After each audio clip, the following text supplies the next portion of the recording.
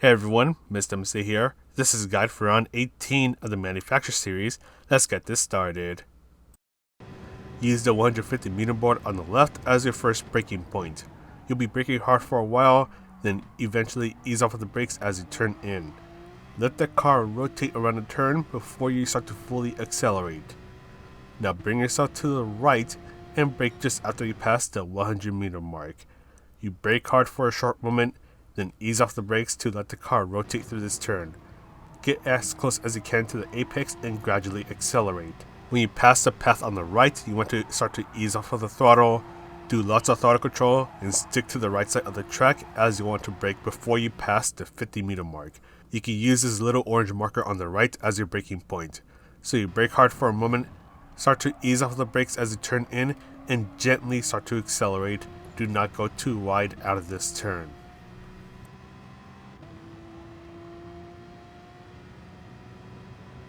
Your next braking point is when you're just about to go under the big Dunlop sign. This is also when the new sector starts.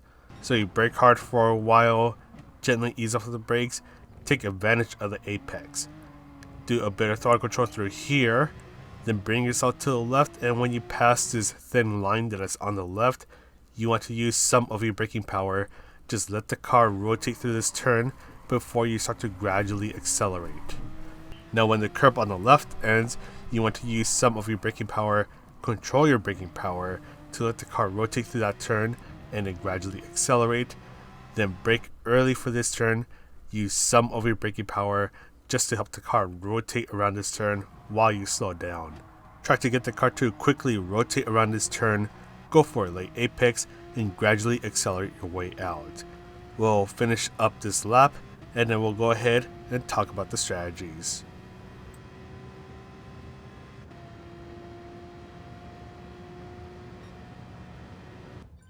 So for the qualifying session, you have 10 minutes to try to get a good qualifying time.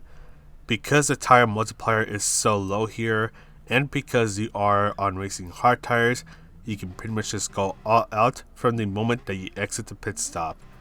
You just want to try to warm up your tires by the time that you're about to finish your outlap.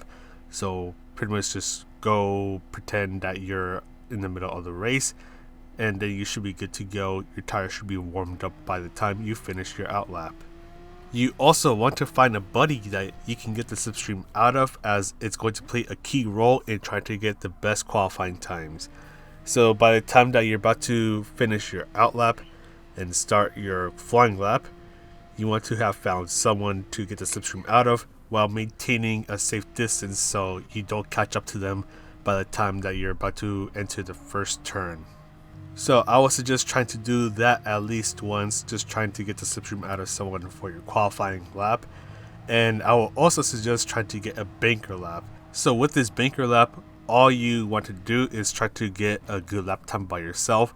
Hopefully you don't end up running into someone so you don't have to slow yourself down and have to do another banker lap.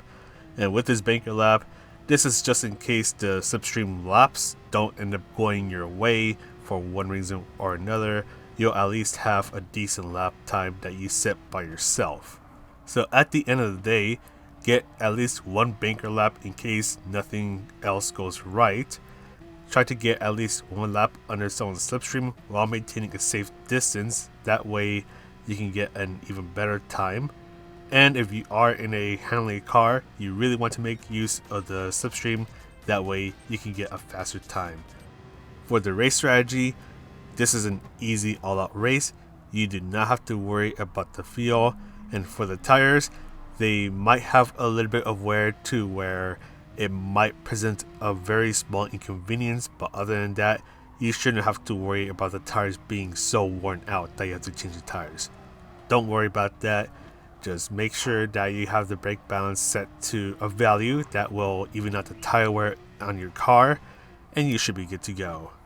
So the most important thing to worry about here in this race is the slipstream, as that's going to help you keep up with those in front of you. If you are in a handling car like the Porsche 911 RSR, then you really want to try to stay under someone's slipstream, as you'll be able to keep up with them as you go through the main straight.